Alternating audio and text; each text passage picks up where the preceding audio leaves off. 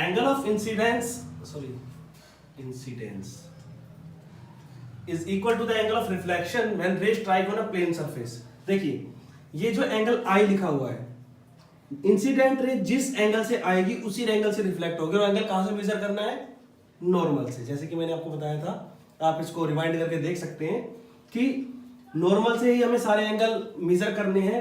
Angle of incidence क्या होगा?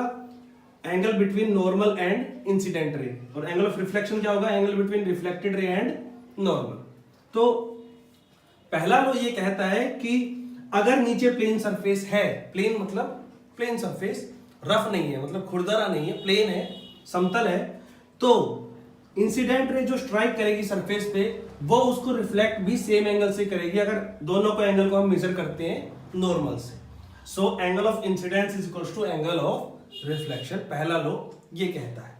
ठीक है, जैसे कि मान लीजिए मैं आपको बता दूं कि अगर इंसिडेंट रे 60 डिग्री के एंगल पे आई है, जो 60 डिग्री इन दोनों के बीच है, फॉर एग्जाम्पल बता रहा हूं, तो ये एंगल भी 60 डिग्री ही होगा। ओके, चलिए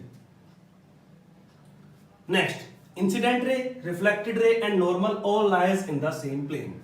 प्लेन को हम कैसे मेजर करते हैं? देखिए जैसे आपने पढ़ा होगा ज्योमेट्री के हिसाब से, X axis, Y axis, Z axis. तो अगर हम देखते हैं तो सेम प्लेन का मतलब किसी भी एक ही प्लेन में होंगे। जैसे कि मैं आपको कह सकता हूं कि ये X axis, Y axis and Z axis. Z क्या होता है? पीछे की तरफ, देखिए ऐसे एक्स वाई जेड ऊपर की तरफ। ठीक है, 3D में बन गया है, 3D में देखिए एक्स वाई जेड 3D में बन गया है, बट ऐसा यहां पे नहीं है। सेम एक्सिस सेम प्लेन का मतलब है कि आप सिंगल में, अगर कोई भी मान लो सरफेस है, ये जैसे ये सरफेस है, ये बोर्ड है, तो मैं आपको कैसे समझाऊंगा? मैंने यहां पे टॉर्च ली, टॉर्च से रे गई यहां, फिर यहां से गई इधर, और नॉर्मल बनेगा भी इधर।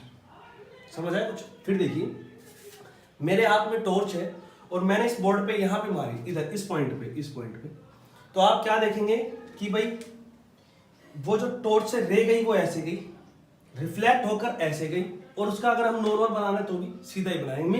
मींस एक ही साइड में तीनों चीजों को देख सकते हैं। तो इसका मतलब ये है incident ray, reflected ray, normal all lies in the same plane.